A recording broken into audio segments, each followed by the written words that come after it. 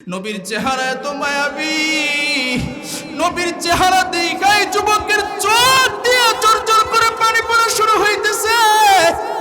আর নবীর দেখাই কয়, ওগো পয়গম্বর, আপনি তো কোনো মিথ্যা নবী হতে পারেন না। ওগো পয়গম্বর, আজকে একদিন নয়, 2 দিন নয়, আজকে আমি 4 দিন ধরে আপনার জবানের কোরআনে কারীমের তেলাওয়াত শুনি। ওগো পয়গম্বর, আমার চোখের পানি আমি রাখতে পারি নাই। আমার বিশ্বাস হয়ে গেছে এটা কোনো দুনিয়াবি মানুষের লেখা কিতাব না, এটা নিশ্চয়ই রবের কালাম। ওগো পয়গম্বর, আমি আর দেরি করতে চাই না। ওগো পয়গম্বর,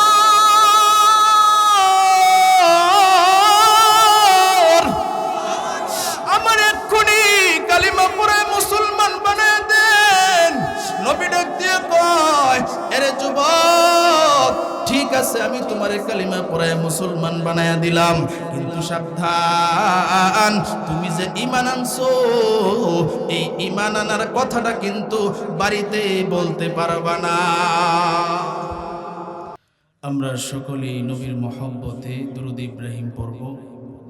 একজনও বসে থাকবো না, সকলেই মহব্বতের সাথে জবান খুলে আমরা নবীর উপরে দুরূদ পড়ব। রাজি আছি তো ইনশাআল্লাহ?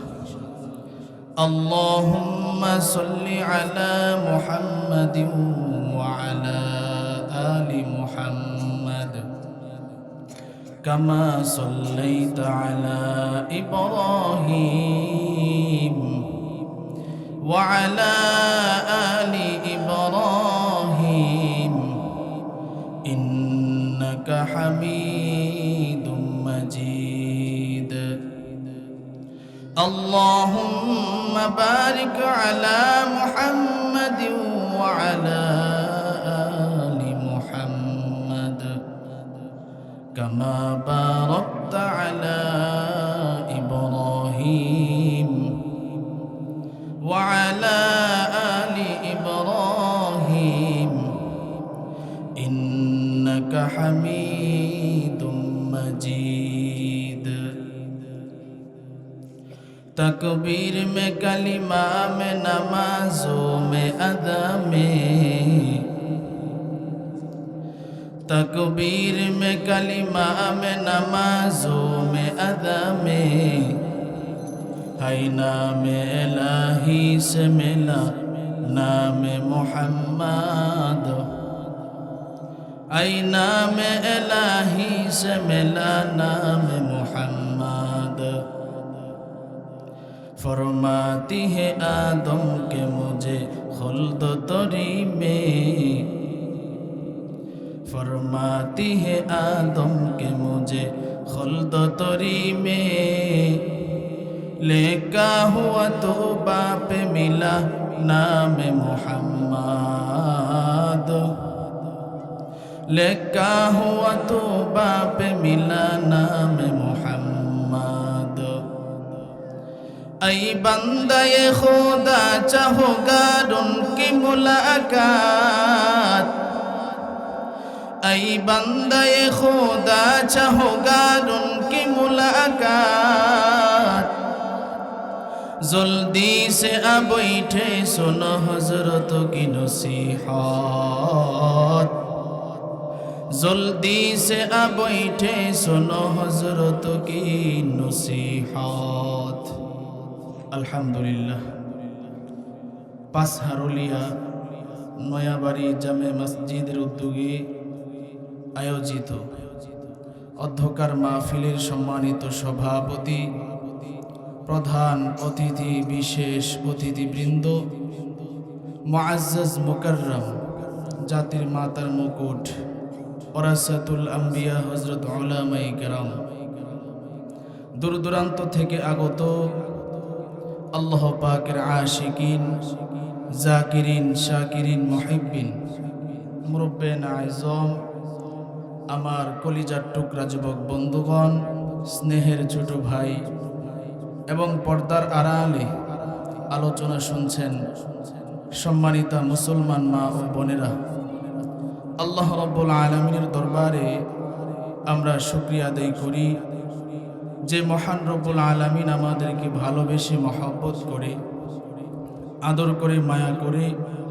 এই জান্নাতি বাগানে জান্নাতি পরিবেশে কিছু কথা আমাকে বলার, আপনাদেরকে কিছু কথা শুনবার তৌফিক দান করেছেন। এই জন্য সকলেই শুকরিয়া আদায় করি, বলি আলহামদুলিল্লাহ। আজকের এই মাহফিল হওয়াতে আপনারা খুশি না বেজার? আলহামদুলিল্লাহর আওয়াজে তো মনে হয় না আলহামদুলিল্লাহ জুড়ে বলা যায় না? সকলেই বলি আলহামদুলিল্লাহ। এই যে দেখেন আজকে কত সুন্দর আয়োজন, এই আয়োজন করতে কিন্তু অনেক কষ্ট হয়েছে, কথা ঠিক কিনা বলেন? কারণ এরকম একটা আয়োজন করতে যারা আয়োজক ছিল তারা শুধু বুঝে যে এটার কি জ্বালা যন্ত্রণা। আলহামদুলিল্লাহ, আল্লাহর শুকর। আমার আগে যিনি আলোচনা করেছেন আমার উস্তাদ, আপনারা সকলেই ওনাকে চিনেন। আমরা যখন ছোট তখন থেকেই তিনি আলোচনা করেন। তো উস্তাদদের দোয়া, বাপ মায়ের দোয়া, মুরব্বীদের দোয়ায় আল্লাহ সারা বাংলাদেশে ঘোরাচ্ছে। তো বিভিন্ন জায়গায় বিভিন্ন মাহফিলে দেখি কমিটি যারা আয়োজক থাকে কি পরিমাণ কষ্ট যে তারা করে, কিন্তু কমিটির এতেও কষ্ট লাগে না। কষ্ট কখন লাগে জানেন? যখন মাহফিলে মানুষ হয় না। 2 নাম্বার হচ্ছে মাহফিল শেষে যখন মানুষ সমালোচনা করে, কথাগুলো বাস্তব না অবাস্তব। দেখেন, কোনো মানুষ ভুল ত্রুটি থেকে মুক্ত নয়। আমারও ভুল হইতে পারে, আপনারও হইতে পারে, তবে রসুল বলছেন দোষ না ধইরা গুণটা দেখো তার ভিতরে কি আছে, কথা ঠিক কিনা বলেন? তো এই জন্য আজকের এই আয়োজন কত সুন্দর। এই আয়োজনটা যারা করেছেন এবং আমরা যারা এসেছি, বক্তা যারা আছে, আমরা একত্রিত যারা হয়েছি, আল্লাহর দয়া ছাড়া কখনো একত্রিত হওয়া সম্ভব ছিল না, কথা ঠিক কিনা বলেন? তৌফিক দিয়েছেন কে? আল্লাহ। আল্লাহ যদি তৌফিক না দিতেন তাহলে এই মাহফিলে আসা আমাদের কারো পক্ষে সম্ভব ছিল না। তোআতে তৌফিক তোআত হামজে তু ই আমানত ওয়া ইজাবাত হামজে তু তোআতে তৌফিক তোআত হামজে তু ই আমানত ওয়া ইজাবত হামজে তু तौफीक से होती है ये नेमतों की खजीना, तौफीक से होती है ये नेमतों की खजीना। हर मर्द की ताबों तो किया और है निशाना, हर मर्द की ताबों तो किया और है निशाना। ऐ बंदाए खुदा चाहोगा उनकी मुलाकात, जल्दी से अब बैठे सुनो हजरतों की नसीहत, जल्दी से अब बैठे सुनो हजरतों की नसीहत। এর নবীর উম্মতের দল, আল্লাহ রাব্বুল আলামিন আমাদেরকে এই মাহফিলে আনছেন। আল্লাহ যদি তৌফিক না দিতেন তাহলে এই মাহফিলে আমাদের জন্য আসা সম্ভব ছিল না, কথা ঠিক কিনা বলেন? আজকে আমাদের মতো কত মানুষ রাস্তাঘাটে ঘুরে, দোকানপাটে বসে আড্ডা দেয়, চায়ের দোকানে বসে আছে না নাই?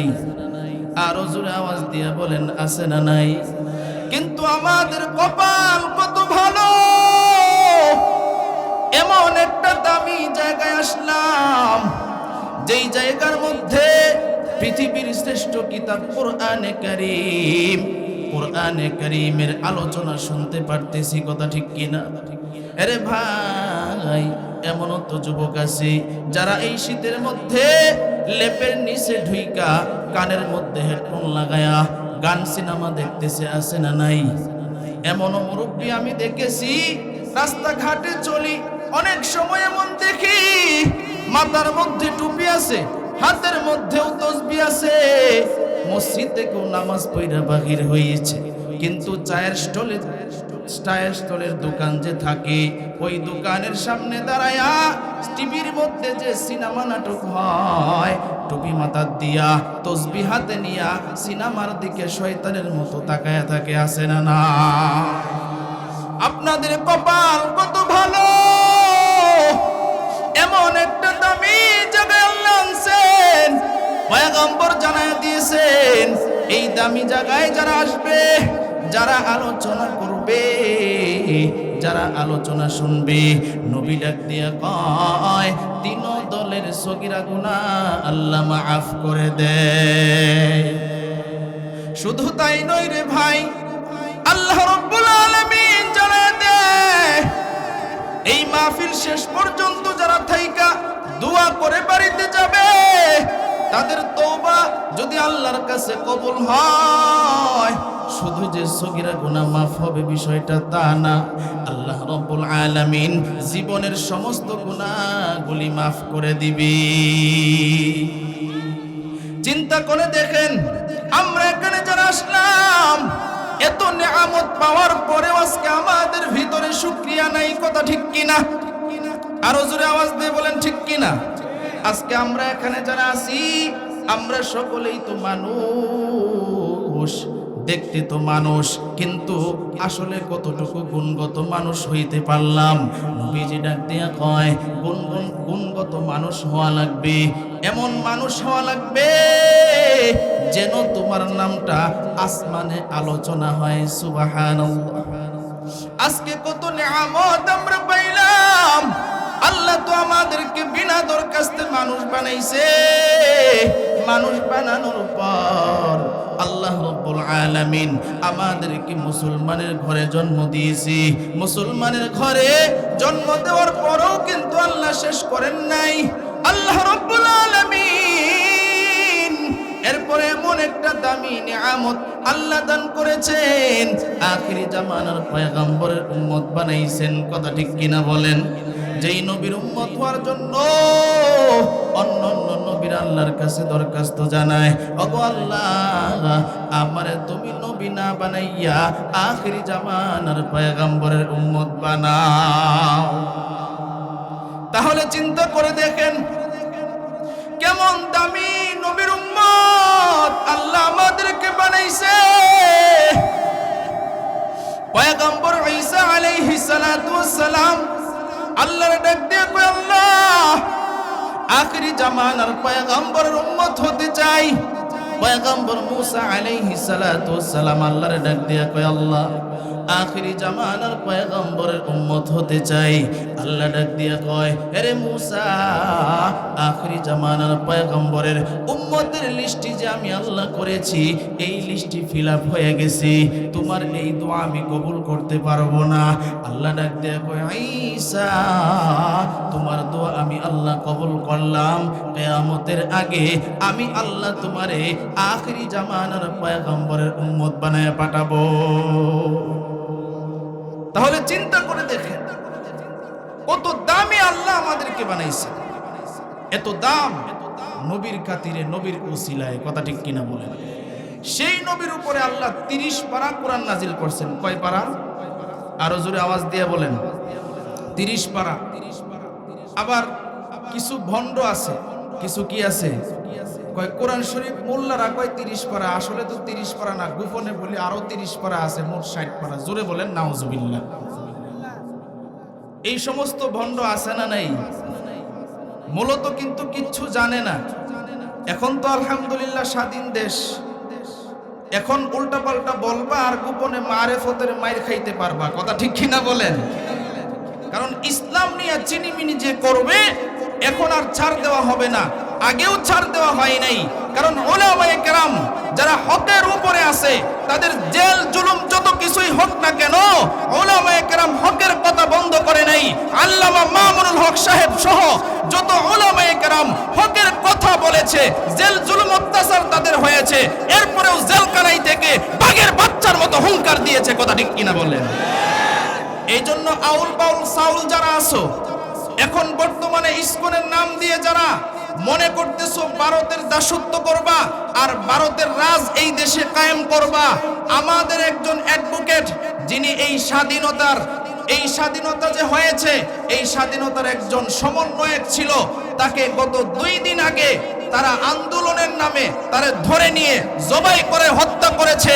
আমি মাননীয় সরকার যিনি এখন আছেন, ওনার কাছে আবদার জানাবো, যে সমস্ত স্কুলের বাচ্চারা, সন্ত্রাসীর বাচ্চারা এই মুসলমানের দেশে মুসলমানের সন্তানকে গলা কেটে হত্যা করে, তাদের বিচার যদি এই দেশে না হয়, তাহলে আবারও আমরা মাঠে নেমে আন্দোলন শুরু করব। কথা ঠিক কিনা বলেন? কারণ মুসলমান ছাড় দেওয়ার জাতি না। কথা ঠিক কিনা বলেন? তবে মুসলমান সহানুভূতি দেখায়, মুসলমান সহানুভূতি দেখায়, ইনসাফ করে। কেমনে বলবেন হুজুর, কেমনে করে? দেখেন না, দেশ স্বাধীন হওয়ার পরে আলেম ওলামা পর্যন্ত মন্দির পাহারা দিছে। আপনারা দেখেন নাই? আলেম ওলামা সহ মন্দির পাহারা দিছে।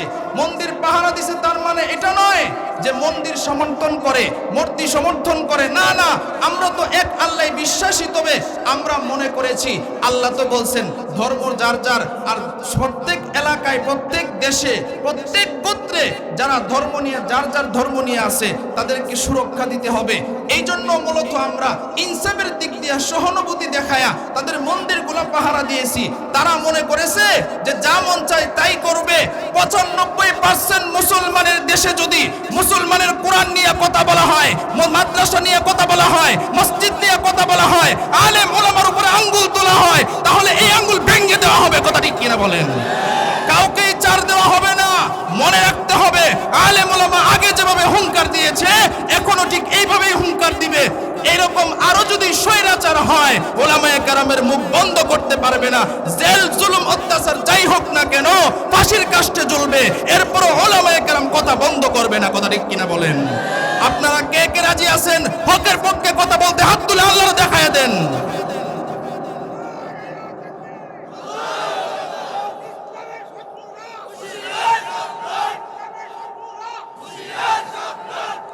মাশাআল্লাহ, মারহাবা করুন। দেখেন কত যুবকের পুরো দাড়ি পাকনাওয়ালা একজন মুরব্বীর ইমান দেখছেন নি? সুবহানাল্লাহ বিদেন না? আরেকটু জোরে বলেন না সুবহানাল্লাহ। আরে ভাই, কোন সময় নরম, কোন সময় গরম। যখন নরম হওয়া লাগে, আবু বকর সিদ্দিক রাদিয়াল্লাহু তাআলা আনহুর মতো নরম হবেন। যখন গরম হওয়া লাগে, ওমরের মতো গরম হইতে হবে। কথা ঠিক কিনা বলেন?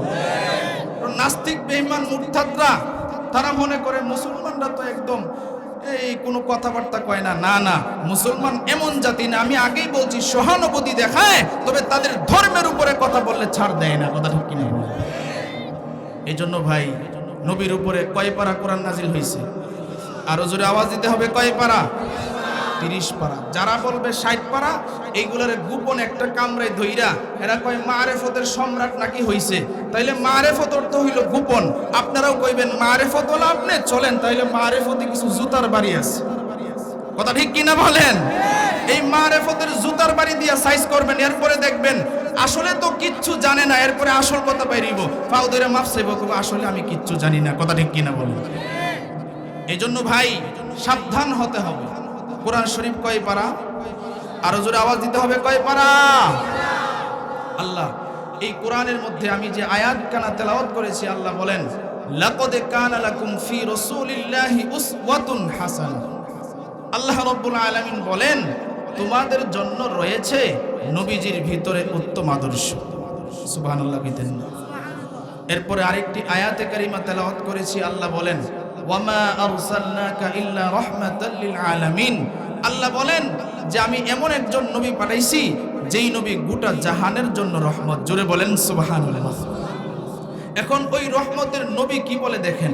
রহমতের নবী বলে তারাকতু ফীকুম আমরাইন লান তাদিল্লু মা তামাসসাকতুম বিহিমা কিতাবাল্লাহি ওয়া সুন্নাতা রাসূলি।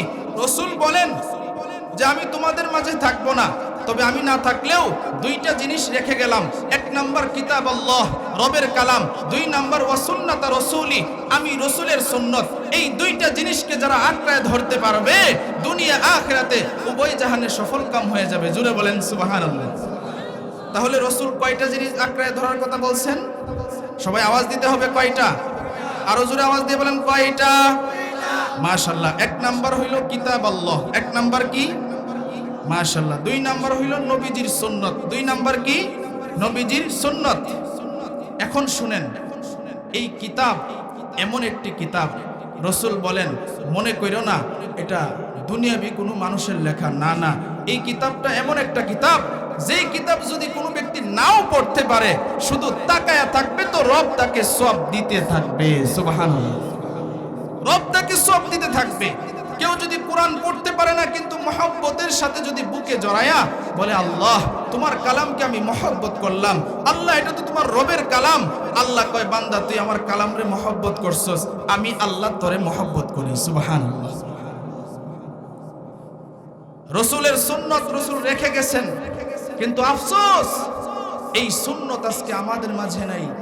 কথা ঠিক কিনা বলেন? এই সুন্নত আজকে আমাদের মাঝে নাই। এই জন্য ভাই আলোচনা বুঝতে হবে। রাসূল বলছেন যে 2টা জিনিসকে যারা আঁকড়ে ধরবে দুনিয়া আখিরাতে সফলকাম হবে। তাহলে আমরা দুনিয়া আখিরাতে সফলকাম হইতে চাই কি চাই না? কারা কারা চাই একটু হাত তুলে আল্লাহরে দেখায় দিন। মাশাআল্লাহ, আল্লাহ কবুল করুক, বলেন আমিন। এখন শুনেন, রাসূল বলছেন আঁকড়ায় কিভাবে ধরতে হবে। এখন শুনেন, কোরআনকে এমন ভাবে মহব্বত করতে হবে যেন এই কোরআন দিয়া আপনি জান্নাতে যাইতে পারেন। একজন সাহাবী ছিল, যেহেতু আমার সময় খুবই কম, যে সময়ে আসলে আপনাদের সামনে আমি যে টাইপের ওয়াজ করি, এই ওয়াজ করা খুব কঠিন। রাসূল বলেন যে কোরআনকে কিভাবে তোমরা মহব্বত করবা, অন্তর দিয়া জীবন দিয়া হইলেও কোরআনকে মহব্বত করতে হবে। মহব্বত করলে কি ফজিলত শুনেন, বুখারী শরীফ থেকে একজন সাহাবীর নাম ছিল মুসআব ইবনে উমাইর। মুসআব ইবনে উমাইর, যারা উলামায়ে কেরাম আছেন তারা বুঝে ফেলছেন তিনি কোন তকবার একজন সাহাবী ছিলেন। এই যুবক আরবের 10 জন যুবকের মতো, আরবের 10 জন যুবক সুন্দর ছিল, এর মধ্যে একজন, যেই যুবকরে মক্কার যুবকরা আইডল মানত। সুবহানাল্লাহ কইতেন না? এত সুন্দর ছিল, ধনীও ছিল, তার বাপ ব্যবসায়ী ছিল। একদিন আবু জাহেল গেছে গিয়া কয় বাতিজা, কয় চাচা, কয় তোমারে তো দেখতে অনেক সুন্দর লাগে, নেতা নেতা মনে হয়। আবু জাহেল লুপ দেয়, লুপ। খুব ভালো করে বুঝবেন, আবু জাহেল কি দেয়? লুপ দেয়। কয় বাতিজা তোমারে দেখতে তো নেতা নেতা মনে হয়, তবে সাবধান, সব জায়গায় যাইবা, আব্দুল্লাহর ছেলে মুহাম্মদের কাছে যাইবা না। জুড়ে বলেন নাউজুবিল্লাহ। আমাদের সমাজেও এমন টুপ দেওয়ার লোক দেখানো লোক আছে না নাই? কয় সব জায়গায় যাইবা, তবে যে হুজুররা হক কথা বলে তাদের কাছে যাওয়া যাইবে না। কথা ঠিক কিনা বলেন? কিন্তু যাদের ঈমান শক্ত, যাদের ঈমান দুর্বল না, তারা যারা হক কথা বলে তাদের সাথেই থাকে, আর যারা বাতিল ফেরকা সরকারের গোলামি করে পা চাটে তাদের সাথে থাকে না। কথা ঠিক কিনা বলেন? আপনারা মনে করতেছেন সরকার গেছে গা এই জন্য এই কথা কোন, না না, আমার ইউটিউবে অসংখ্য আলোচনা আছে, দেখবেন। কারণ সরকার হোক আর না সরকার হোক, সাধারণ একজন রিক্সা চালক হোক, সে যদি অন্যায় করে, সরকার হোক আর গরিব হোক, তার অন্যায়ের কথাটা বলা এটা আল্লাহর কথা। কথা ঠিক কিনা বলেন? আল্লাহর কোরআনে এগুলো বলে দিছে যে একজন অন্যায় করবে তার কথাটা বলে দেওয়া, এটা আল্লাহ দায়িত্ব দিয়ে দিয়েছেন উলামায়ে কেরামদেরকে। কথা ঠিক কিনা বলেন? আবু জাহেল ডাক দিয়া কয়, ও ভাতিজা, সব জায়গায় যাইবা, তবে আব্দুল্লাহর ছেলে মুহাম্মদের কাছে যাইবা না।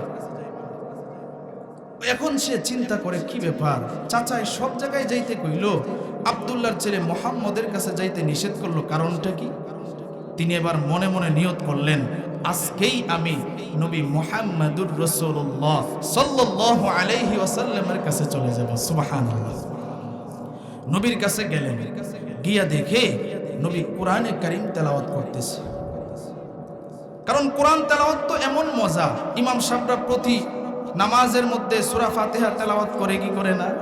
কিন্তু কেউ কি কোনোদিন বলছে যে বেমজা লাগে? বলে নাই। বেমজা লাগে এই কথা কেউ বলে নাই, কারণ কোরআন তো রবের কালাম, বেমজা লাগবে না। গেছে তো দূর থেকে, যখন নবীজির জবানের কোরআন তেলাওয়াত শুনতেছে, তার চোখ দিয়ে ঝরঝর করে পানি পড়তেছে। সে প্রথম দিন এরকম শুনলেন, চইলা গেলেন, মনে মনে ভাবলেন হয়তো বা আবেগ উঠে গেছে, এই জন্য চোখ দিয়ে পানি বাহির হয়েছে। দ্বিতীয় দিন আবার পরীক্ষা করার জন্য গেলেন, আসলে আব্দুল্লাহর ছেলে মুহাম্মদ কি নিজে বানায় বানায় কয়, নাকি এটা কোনো কাছ থেকে, কারো কাছ থেকে এসেছে। সে দ্বিতীয় দিন আবার গেলেন, যাওয়ার পরে দেখে একই অবস্থা, তার চোখ দিয়ে ঝরঝর করে পানি বাহির হচ্ছে। জোরে বলেন সুবহানাল্লাহ। তৃতীয় দিন আবার গেলেন, দাঁড়ায় দাঁড়ায় কোরআনে কারিম তেলাওয়াত শুনলেন। দেখেন না একই অবস্থা, তার চোখ দিয়ে ঝরঝর করে পানি পড়া শুরু হয়েছে। চোখ দিয়ে ঝরঝর করে পানি পড়ে, কোনোভাবেই পানি আটকায় রাখতে পারে না। তৃতীয় দিনই তিনি বাড়িতে চলে গেলেন, ভাবলেন আবার আমি পরের দিন আসব। বাড়িতে চলে গেলেন। এই দিন গিয়া তিনি আর বিছানায় ঘুমাইতে পারে না, শুধু মনটা ছটফট করতেছে। জোরে বলেন সুবহানাল্লাহ। মন ছটফট করে, কখন জানি সকাল হবে আর নবীর দরবারে গিয়া কোরআনে কারিমের তেলাওয়াত শুনব। মন ছটফটানি শুরু হয়ে গেছে। সকাল হইতে দেরি হয়, মুসআব ইবনে উমাইর নবীর দরবারে যাইতে দেরি হয় না। নবীর দরবারে যাইতে দেরি হয় না। নবীর দরবারে চলে গেলেন। নবীর দরবারে যাওয়ার পর এবার নবী নিজের চোখে দেখতেছে একটা যুবক দূরে দাঁড়ায়া দাঁড়ায়া কোরআনে কারিমের তেলাওয়াত শুনতেছে। তবে নবী যুবকটাকে চিনতে পারতেছে না। নবী আবার একজন সাহাবীরে বলল, এই সাহাবী তাকায় দেখ, দূরে একটা যুবক দেখলাম আজকে 4 দিন ধরে আসে আর যায়, আসে আর যায়। খোঁজ নিয়ে দেখ ওই লোকটা কি, তার পরিচয়টা কি, তারে আমার কাছে নিয়ে আয়। একজন সাহাবী গেল, গিয়া কয় ভাই নবী আপনারে ডাকছে, নবীর কাছে যাওয়ার জন্য আপনারে বলছি। এবার যখন যুবকটারে বলল, যুবক যখন নবীর কথা বলছে, যুবক আর দেরি করে নাই, এক দৌড় দিয়া নবীর সামনে এসে হাজির। সুবহানাল্লাহ। নবীর দরবারে হাজির। কারণ হেদায়েতের মালিক একমাত্র কি? আরো জোরে আওয়াজ দিয়ে বলেন কি? দেখবেন কত মানুষ মসজিদের সামনে দিয়ে হাঁটে, ইমাম সাহেব নামাজে দাঁড়ায় গেছে, এই কপাল পুরা মসজিদে গিয়া নামাজ পড়তে মনটা চায় না। আরেকটা মানুষ বাজার করে আসতেছে, দেরি হয়ে গেছে, জামাতটা ধরতে পারে নাই, একটা জুতা এক জায়গায় ফালায়া আরেকটা জুতা আরেক জায়গায় রাইখা দৌড় দিয়া তাড়াতাড়ি জামাতে শরীক হয়। কথা ঠিক কিনা বলে? কারণ কপাল যাদের পুরা হয়, এই পুরা কপালে জোড়া লাগে না। কথা ঠিক কিনা? এর যুবক ভাই খুব মনোযোগ দিয়ে কথাগুলো বুঝবেন। আপনাদের কিছু দিলের খোরাক দেওয়ার জন্য আসলাম, খুব ভালো করে কথাগুলো বোঝার চেষ্টা করবেন। যুবকটা এবার নবীর দরবারে গেল। নবীর দরবারে যাওয়ার পর নবী যখন যুবকের দিকে তাকাইছে, নবীর চেহারা এত মায়াবী, নবীর চেহারা দেখাই যুবকের চোখ দিয়ে চরচর করে পানি পড়া শুরু হইতেছে। আর নবীর দেখাই কয়, ওগো পয়গম্বর আপনি তো কোনো মিথ্যা নবী হতে পারেন না। ওগো পয়গম্বর আজকে একদিন নয়, 2 দিন নয়, আজকে আমি 4 দিন ধরে আপনার জবানের কোরআনে কারীমের তেলাওয়াত শুনি। ওগো পয়গম্বর আমার চোখের পানি আমি রাখতে পারি নাই। আমার বিশ্বাস হয়ে গেছে এটা কোনো দুনিয়াবি মানুষের লেখা কিতাব না, এটা নিশ্চয়ই রবের কালাম। ওগো পয়গম্বর আমি আর দেরি করতে চাই না। ওগো পয়গম্বর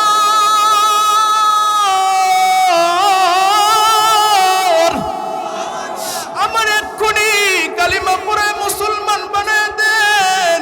নবী ডাক দিয়ে কয়, এরে যুবক ঠিক আছে আমি তোমারে কালিমা পড়ায় মুসলমান বানায়া দিলাম, কিন্তু সাবধান, তুমি যে ঈমান আনছো এই ঈমান আনার কথাটা কিন্তু বাড়িতে বলতে পারবা না।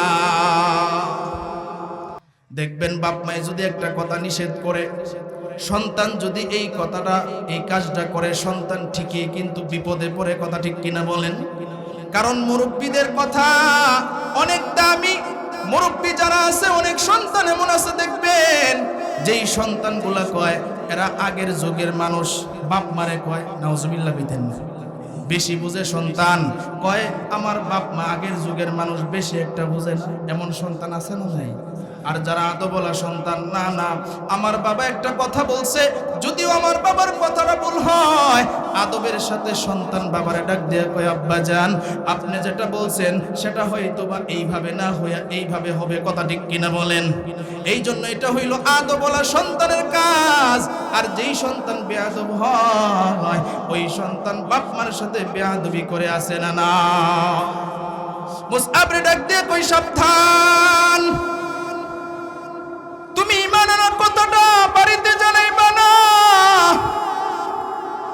আমার দরবারে প্রতিদিন আসবা, কোরআন সুন্নাহ শিখবা। মুসআব ডাক দিয়ে কয়, পয়গম্বর ঠিক আছে, আমি বাড়িতে জানাবো না। মুসআব এবার বাড়িতে চলে গেলেন, এবার নবীর দরবারে আসে, কোরআন সুন্নাহ শিখে আবার বাড়িতে চলে যায়।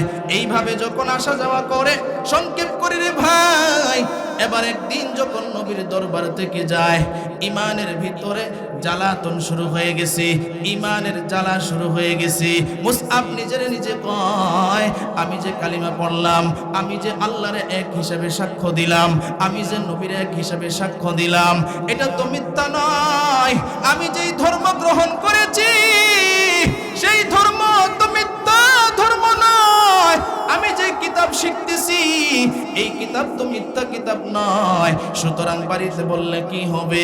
তার ভিতরে যখন এরকম জ্বালা যন্ত্রণা শুরু হয়ে গেছে, মনে মনে নিয়ত করলেন, আজকে বাড়িতে গিয়া আমি গোপন কথাটা প্রকাশ করে দিব। বাড়িতে গিয়া গোপন কথাটা প্রকাশ করব।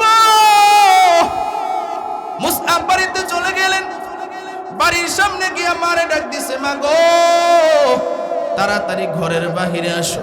মুসআবের মা ডাক দিয়া কয়, সন্তান, কি ব্যাপার, এত জোরে তুই তো কোনোদিন ডাকস না।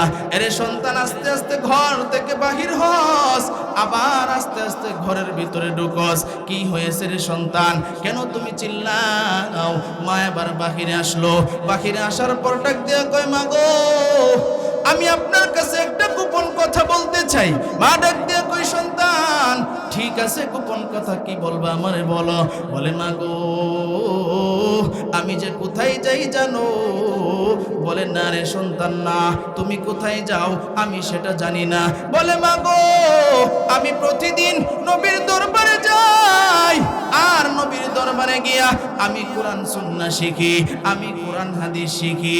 এবার মা ডাক দিয়ে কই, কি ব্যাপার রে সন্তান, কোরআন তো এটা মুসলমানের কিতাব, আর আব্দুল্লাহর ছেলে মুহাম্মদ সে তো মুসলমানদেরকে শিক্ষা দেয়, তুই তো মুসলমান না। ডাক দিয়ে কই, মা গো, এই কথাটা বলার জন্যই তো তোমারে ডাকলাম। আমি নবীর হাতে হাত রেখে কালিমা পড়ে মুসলমান হয়ে গেছি। জোরে বলেন না আল্লাহু আকবার। আর জোরে আওয়াজ দিয়ে বলেন আল্লাহু আকবার। আর জোরে আওয়াজ দিয়ে বলেন আল্লাহু আকবার। হেদায়েতের মালিক কে? আর জোরে আওয়াজ দিয়ে বলেন কে? কোটি টাকার মালিক দেখো, অভাব হয় না দূর, গরিবে ঘুমায় আরাম করে মনটা বাহাদুর। ফেরাউনের লাশটা দেখো মিশর জাদু ঘরে, খায় না মাটির পোকা মাছি সবাই ঘৃণা করে। থাকিবে যার নম্রতা সদা, রহমত আসিবে তা প্রভুর ওয়াদা। বড়র বড়াই থাকলে দিলে রহমত আসবে না, নিজেকে নিজে ছোট মনে করিও সদা। উঁচু জমিন থেকে পানি নিচ জমিনে জাগায়, তেমনি খোদার রহমত আসে নমরুদের হৃদয়। ভোগবিলাসের বাড়ি গাড়ি পরে হেরবে সব, থাকতে সময় স্মরণ করো আল্লাহ আমার রব, থাকতে সময় স্মরণ করো আল্লাহ আমার রব। আমাদের রব কে? আরো জোরে আওয়াজ দিয়ে বলেন, আমাদের রব কে? ইন্নাল্লাযীনা ক্বালু রাব্বুনাল্লাহ সুম্মা ইসতাকামু ফালা খাউফুন আলাইহিম ওয়ালা হুম ইয়াহজানুন।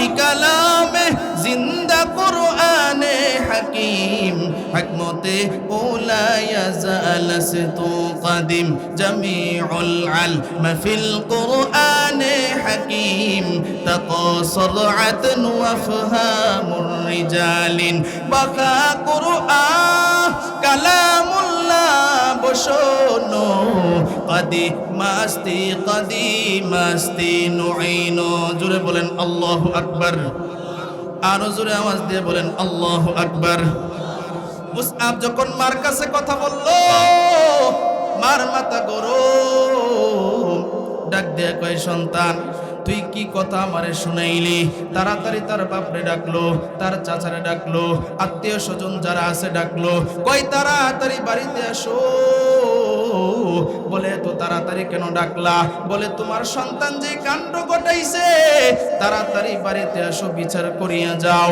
বাপ আসলো চাচা আসলো আত্মীয় স্বজনরা আসলো বাপ এসে জিগায় কিরে সন্তান কি হইছে ডাক দিয়ে কয় আব্বা জান আমি সত্য ধর্ম ইসলাম গ্রহণ করে ফেলেছি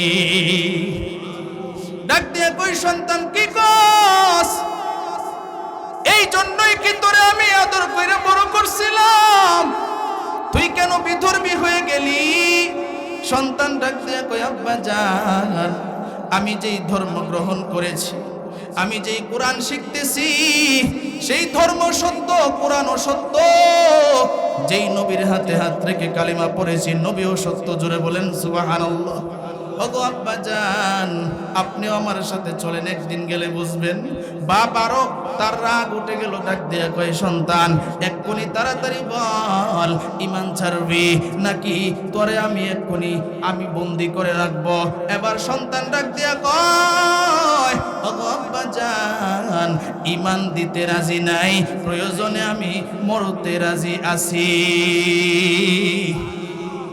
আমাকে যদি হত্যাও করে ফেলো গো বাবা এরপরে আমি ঈমান ছাড়বো না ওগো আব্বা জান ঈমান ছাড়তে পারবো না ঈমানটা আমি এমন ভাবে আমার ভিতরে ঢুকাইছি নবী আমারে জানাইছে লা ইলাহা ইল্লাল্লাহু দাখালাল জান্নাহ যে ব্যক্তি কালিমা পড়বে সে একদিন না একদিন জান্নাতে প্রবেশ করবে ঈমান আমি ছাড়তে পারবো না বাপ ডাক দিয়ে কয় ঈমান যদি না ছাড়োস তাহলে কিন্তু তোরে আমি বন্দি করে ফেলবো তোরে আমি এক্ষুনি বন্দি করে ফেলবো কয় বাবা যা মন চাই তা করো তার মারে ডাক দিয়া কয় ঘর থেকে একটা শিকল নিয়ে আসো ঘর থেকে একটা তালা নিয়ে আসো শিকল নিয়ে আসলো তালা নিয়ে আসলো এবার মুসআবের হাতের মধ্যে শিকল লাগাইলো পায়ের মধ্যে শিকল লাগাইলো লাগায়া কয় দেখ এখনো সময় আছে ঈমান ছাড়বি নাকি এখন তালাবদ্ধ হবি ডাক দিয়া কয় আব্বা জান তুমি আমার দেখে মনে হইতেছে আমার ঈমানটা দুর্বল না না তোমার এই হুমকি ধমকিতে আমি ঈমান ছাড়তে পারবো না আমি আল্লাহর এক মানছি নবীরে নবী হিসেবে ঘোষণা দিয়েছি ওগো আব্বা জান আমার জীবন চলে যাবে কিন্তু মুসআবের ঈমান যাবে না আল্লাহু আকবার ঈমান যাবে না বাপ ডাক দিয়ে কই তাহলে ঠিক আছে বাপও কম যেদি নয় ঘরের ভিতরে ঢুকায় ফেললো এবার তালা দিয়ে ফেললো মাও কম রাগি নয় মা ডাক দিয়া কয় তোরে বুঝি আমি এতদিন খাওয়াইলাম আজকে থেকে তোর খাবার দাবার সব বন্ধ এবার মারে ডাক দিয়া কয় মা গো চলে যাও তবে মনে রাখবা মুসআবের মরণ এই ঘরের ভিতরেই হবে কিন্তু ঈমান নিয়া হবে মুসআব ঈমান ছাড়বে না আল্লাহু আকবার মুসআব ঈমান ছাড়বে না এবার মুসআবের মা চলে গেল মুসআব সিজদায় পড়ে গেল সিজদায় পড়ে আল্লাহরে ডাকে আল্লাহ আমার হাতের মধ্যে শিকল লাগাইছে আমার পায়ের মধ্যে তালা লাগায়া দিছে ঘরের দরওয়াজার মধ্যেও তালা লাগায়া দিছে ওগো আমার আল্লাহ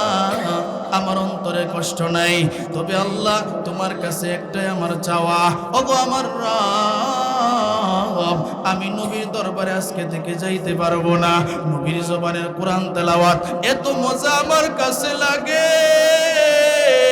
নবীর জবানের কোরআন তেলাওয়াত আমি যদি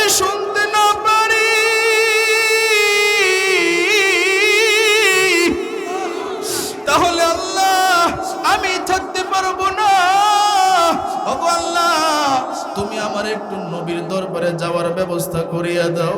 এইভাবে যখন মুসআব সেজদায় পড়ে কাঁদে, সেজদা আল্লাহর কাছে সবচাইতে প্রিয়। জিবরাইল আলাইহিস সালাতু ওয়াস সালাম বর্ণনা করেছেন, পৃথিবীর মধ্যে যে বৃষ্টি হয়, এই বৃষ্টি আমি জিবরাইল গণনা করতে পারি। কোন এলাকায় কয় ফোঁটা বৃষ্টি পড়ল, কোন মহল্লায় কয় ফোঁটা বৃষ্টি পড়ল, কোন দেশে কয় ফোঁটা বৃষ্টি পড়ল। তবে কোন যুবক যদি সেজদায় পড়ে রবরে ডাকে আল্লাহ, একবার ডাক দেন না আল্লাহ, আরেকবার ডাক দেন না আল্লাহ। সেজদায় পড়ে যদি আল্লাহর ডাকে, জিবরাইল ডাক দিয়া কয় ওই যুবক রে সেজদায় পড়ে রবরে ডাকার কারণে কি পরিমাণ সওয়াব যে দিবে আমি জিবরাইল বৃষ্টির গণনা করতে পারি, কিন্তু সেজদার সওয়াবের গণনা আমি জিবরাইল করতে পারি না। সেজদায় পড়ে মুসআব কাঁদে, আল্লাহ ডাক দিয়া কয় এই ফেরেশতা দেখ আমার বান্দা কেমন কোরআন পাগল, আমার বান্দা কেমন নবী পাগল। কোরআনের জন্য সে কত মায়া করতেছে, আমার কাছে চাইতেছে, কোরআনের জন্য কান্না করতেছে। ও ফেরেশতা, আমার বান্দার আমি সাহায্য করব। আল্লাহ রাব্বুল আলামিন মুসআবরে সাহায্য করলো। কিভাবে সাহায্য করলো? আল্লাহ রাব্বুল আলামিন মুসআবের মার মনটা নরম করে দিছে। জোরে বলেন সুবহানাল্লাহ। হুজুর আয়া পড়ছে না, 10টা পর্যন্ত সময় তো, কারণ আমি নিজে যেহেতু বক্তা জানি আরেকজন বক্তা স্টেজে বৈশাখ রাখাটা ঠিক না। কি বলছি বুঝছেন? জন্য যেহেতু কমিটির সিদ্ধান্ত যেভাবে দেওয়া হয়েছে সেইভাবেই ভালো, কারণ একজন বক্তার টাইম আমি যদি বেশ ও আচ্ছা আচ্ছা আচ্ছা, তাহলে ঠিক আছে, চলবে তো ইনশাআল্লাহ। কারা কারা চলার পক্ষে হাত তুলে আল্লাহরে দেখায় দেন তো। নারায়ে তাকবীর, আরো জোরে নারায়ে তাকবীর। আজকের মাহফিল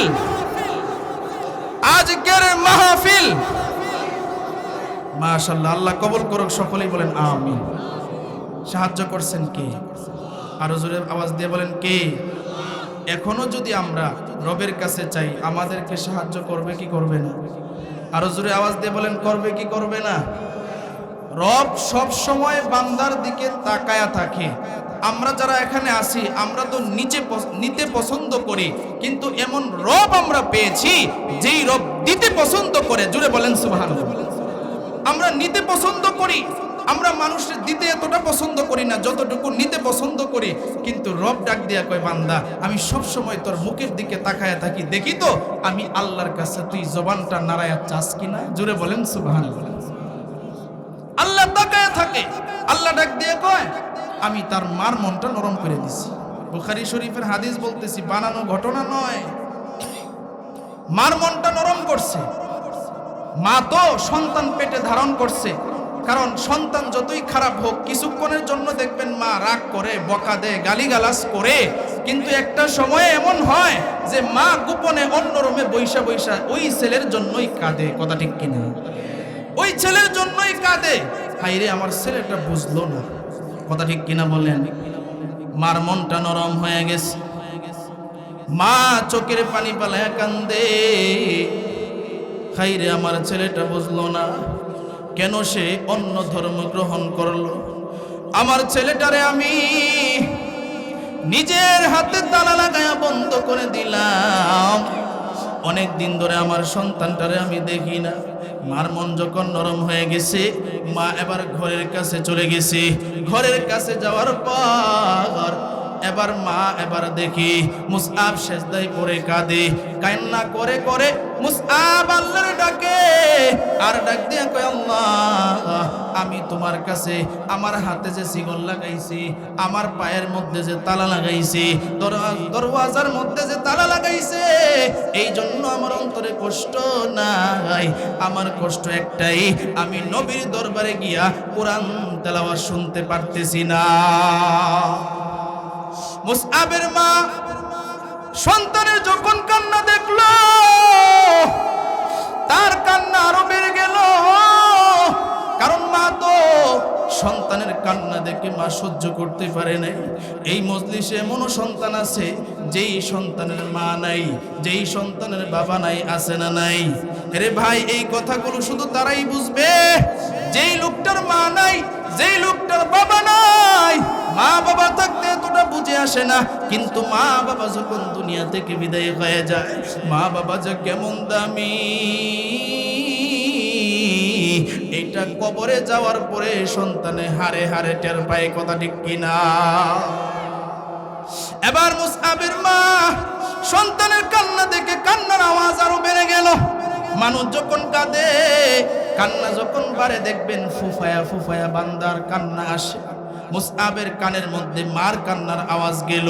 মুসআব যেহেতু সন্তান, এই জন্য মার কান্নার আওয়াজ শুনেই বুঝে ফেলেছে আমার মা। মুসআব সেজদা থেকে মাথা উঠায়া মারে ডাক দিয়ে কয়, মা গো, তোমার মতো পাষাণ মা কেন এখানে আসলা? তোমার মতো পাষাণ এই পৃথিবীতে আর কোনো মা হইতে পারে না। নিজের গর্ভধারিত ছেলেরে তুমি তালা লাগায়া বন্ধ করে ফেলছো, খাবারটা পর্যন্ত দেও না। এখান থেকে তুমি চলে যাও। এখানে কেন আসছো? কেনই বা কান্না করতেছো?